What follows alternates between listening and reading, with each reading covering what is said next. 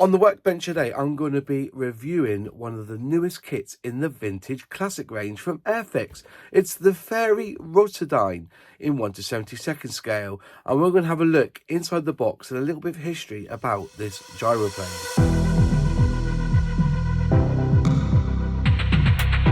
Now, the kit itself is 64 years old. It was first tooled back in 1959. And it's only been released 5 times since then.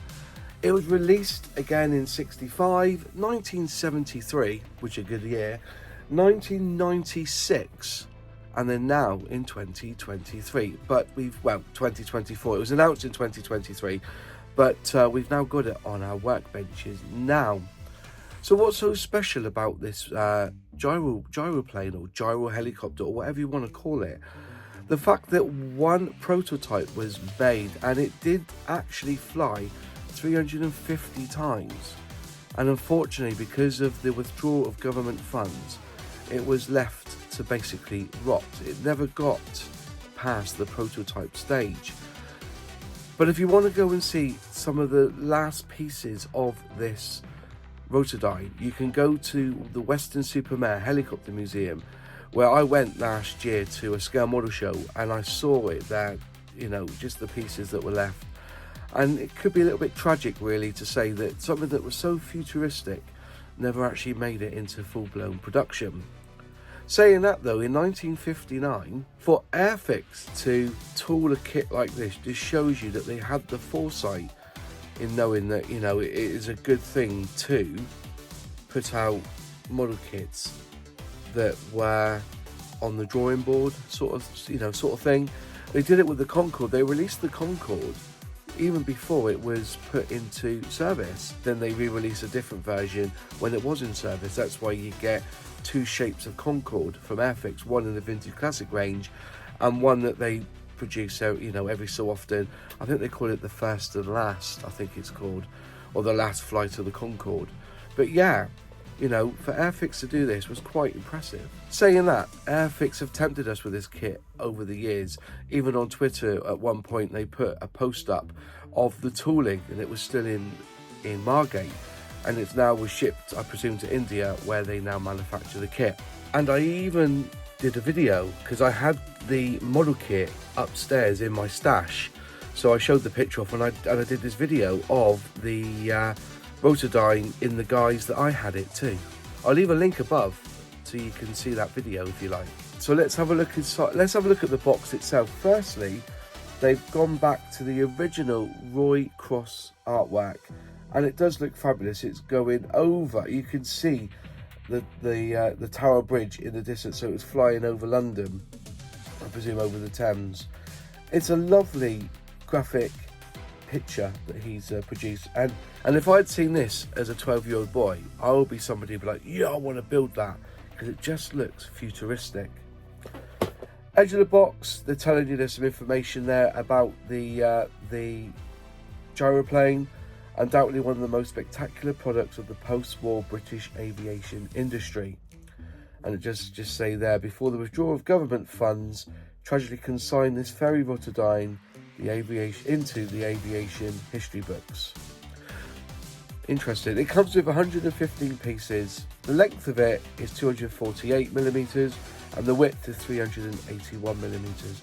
So it's quite a model in itself. Comes with 1 flying out. It's a skill level 2, but because of this is a Vintage Classic 1959 kit, maybe I would suggest a skill level 3. It's got low part count at 115, so maybe between 2 and 3 scale, and these are the paints that you need. Let's have a little look inside the box. It is a top opening box, and inside you get obviously one pretty loose bag of sprues. You get some instructions, and you get some lovely decals, nice crisp redesigned decals, and they're made, I believe, by Cartograph. So you can see very crisp lines. You know, if you've got a Rotodyne in your stash like I have, these would have probably been yellowed by now. You've got a little bit of cockpit detail there. You've got the Fairey Rotodyne in big bold words there. And you've got the Fairey logos there as well, which looks good. You've got the numbers there, XE521, and then you've got the hose there for the windows. Quite a nice decal sheet in fact. Now with most Airfix vintage classic kits, they do not touch the instructions. Basically they print off, I think, the last version of instructions. So 1996 is a pretty good estimate for when these instructions were first used, okay, or last used I should say. So first off, you do the pilots, telling you which of the colours are. It looks like you get 2 pilots in this, into their seats, into the cockpit. Then you put the decal on the dashboard there, or we'll say the display, and then you put the bulkhead in, and looks like you're putting in the front gearing. So there's 2 wheels there, it looks like. Then you move on to the fuselage, where you'll be painting at 64, and the clear parts going. You've got 10 one side, and it looks like you've got 10 on the other. Quite simple. And also again, 64 is the colour inside. Then you're starting to build a bit of the prop, so this means that you should be able to hopefully make it spin if you glue it in the right places, okay? It's simple really. It looks like you're doing a couple of the wings of the gyroplane, part of the tail there I believe, and the rudder, and then you are fitting that all together to the already joined up fuselage. Then you're starting with the engines, 2 engines I believe, and for one each side, so you've got left side, right side, and then you will then put all that together and then bolting that to the wings. Then actually on the back of this Rotodyne you can have the doors open at the back. So here is where you are actually doing, it looks like you've got some hinges to put together, so don't glue them in those places there. It looks like you've got some cut the hinges so you can actually close or have the doors open at the back. Quite an added nice piece, that Airfix from 1959 too. So again, you're attaching them to the rear of the, well, to the arse of the plane, basically in between the rudders and the flaps. And then you start with putting the props on, and it looks like you've got the ends of the props to put on there, and then they basically go in like they go into the hose. So that's quite a nice little technique. They just put them into the hose. And basically you can add then the ladder, and the side doors there, have them open or close if you so wish, and that's it. The model is complete. Now the call out's really simple. Basically, if you look at it, you're doing a lot of white, a lot of silver, so gloss white, silver, and they're using gloss French blue across the centre. But I think you'll be able to get away with a lot of this with the decal. So you want to match the paint out with the decal. You don't even have to use a decal even, you can even just spray them in if you so wish. But it looks like you do have decals to put here. You've got 9, 3, 2, 5, 4, 10. So yeah, you know, you can do what you wish with this one. It's quite nice. So now we move on to the plastic. Now we have to accept that this is a 64-year-old kit. I think it's 64, 1959 to 2023. 64, and I'm not very good at maths. Here's the, oh, it's all a bit jumble-wumbled here, isn't it? We'll just move these around a little bit so we can see. And there's the glass, we'll do the glass later. Let's push all this back. So here you go then, let's have a quick nosy at the model. Obviously it's going to have raised rivets on this. It's just an obvious fact because of the age of the tooling. So if you want to, you could rub this down and add your own rivets. If you really want to, you could drill the holes and put the rivets in yourself. But yeah, it's quite a nice plastic, you know, considering what Airfix are using at the moment. And with these older kits, you'll notice that some of the part numbers are actually on the part itself. So here you go, this is part number 22, and this should really be attached to this sprue here. So yeah, you've got that, you've got the front, you can see the back end there where, you know, you've got the insides there for putting in the hinges for the rear doors to be open or closed. That's totally up to you. You don't have to do that, you can just have them closed. Lots of scratches on inside, but you know, the outside doesn't look too bad. There's quite a bit of, you know, it needs a tidy up. It needs a little bit of work obviously you're going to have to do it work here. You have to rub that down and hopefully try not to lose too much of the detail, and probably end up filling that if you need to. Again, just looking, you know, the parts look thick. Okay, the parts look thick, but again, that's definitely the nose there, isn't it? It's like the rear. That looks like the rear there. That's where so yeah, those are the doors there. So you've got some bit of work there to do. Let's say they do look thick, but you know, oh, I've got a bit of a damaged prop there. That's a real shame, that the prop's been bent. So I just try and straighten them up a bit. So that might be a bit of a weak point, so I've got to be careful of that. That's sometimes, well, another one there. Honestly, I didn't do that, did I? No, that's actually fractured there. That's, again, quality control on that, unfortunately. And there's no excuse. There really is no excuse. I don't know what else to say about it. You know, I love Airfix. I love what they're doing at the moment. But when things like this happen, it really, you know, yeah. Ejection pin marks, I was going to say, you have to fill these in. If you've got the doors open, you're going to have to fill these in and rub them out and make them look nice and smooth. But other than that, yeah. But that prop, that's actually, if you can see there, it's let's put it there. You can see there's a stress point there. So again, quality control. It's really sad.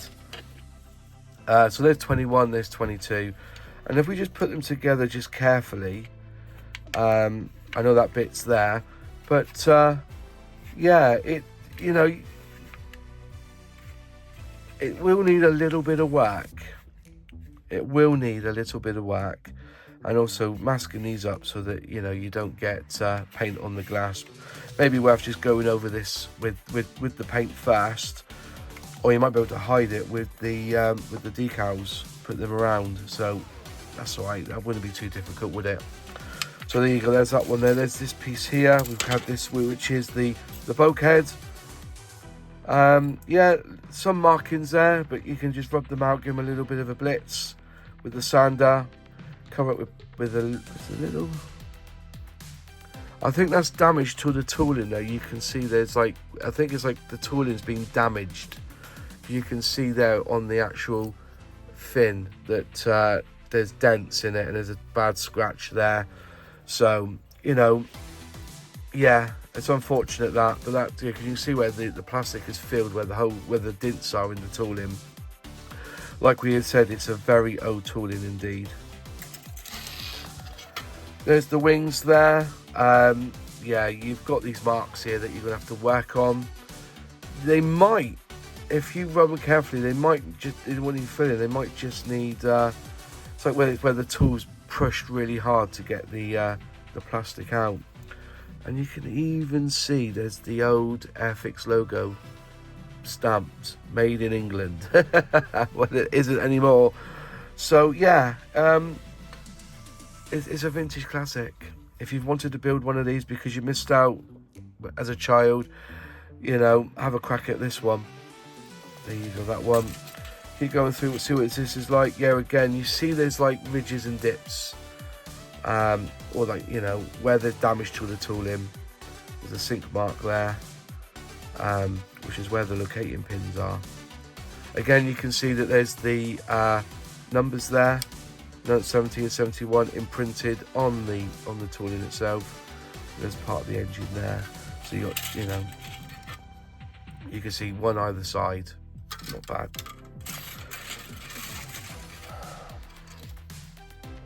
Looking on this sprue here, there's a little bit of flush. You have to clean up the wheels and everything underneath. There's the steps inside, and there's one pilot on this one. Okay, there's 4 wheels, 1, 2, 3, 4 wheels. Very basic generic wheels. No markings on them. No brands. As I said, this is 1959. Okay. Again, more bits there for you to see. Part of the prop there. Looks like it's been chewed at the top a little bit, but again, this is going to take a little bit of cleanup to get a good result on this one. You know, it's as I said, it's 64 years old. and then you have your props. So there's the ends. I can't think what they're called. If somebody could let me know in the comments what these are called again for the helicopter speak, let me know. Again, raised rivets on this one. So raised rivets all the way through. Clean this off at the end. You've got a bit of flash around the edge. But these go basically into the hub, and then you're pretty much done. And there you go. There's them two there. Again, it is one of the people requested that they see this in the lineup maybe one last time with the Roy Cross box art. It is going to be a bit of a build to get it satisfactory, but I've seen people who have built this and they've done a really good job. But like I said, you're talking, they probably built it many moons ago. Again, utter disappointment with that. I'll have to get in touch with the Airfix team and get them to have a look. Why is that? It was stressed and bent. Right, onto the glass, and there you can see you've got 1, 2, 3, 4. Well, you've got 20. I'll call them portholes. 20 pieces of glass that go down the edge of the fuselage, and you have one for the cockpit. They don't look too bad, you know. It's yeah, you can. As I said, it's an old tooling, so you can see that with the glass. And I think that we're pretty much done with looking at the plastic on this model kit. So there you are. That was an unboxing and a review of this tooling. What are your thoughts? Is this a kit that you've wanted to build in the past but have not been able to get one? Or if you've got one in your stash and the decals look a bit crap and you want to build this one instead, or use the decals for that kit, let me know in the comments. It's always a pleasure to respond and reply to you who leave the comments. Personally, I was going to build it. I don't think I will now. I think the investment of time I need to build this kit outweighs the other kits I need to actually get built on my workbench. It's unfortunate.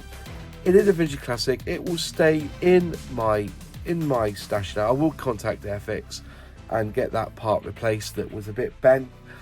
Again, quality control, you know. The bot is very loose in the bag. I don't know whether it's gone in when it's hot and it's kind of clipped the bag as it's gone in. But yeah, it's unfortunate. It really is. Looking on websites, they're going for around between 18 and 20 quid. If you go to the Airfix website, I'll leave a link in the description box below where you can purchase it from Airfix. But yeah, it's one that was asked for. Airfix have provided, and it's up to us as scale modelers to decide whether we build it or not. It's simple, really.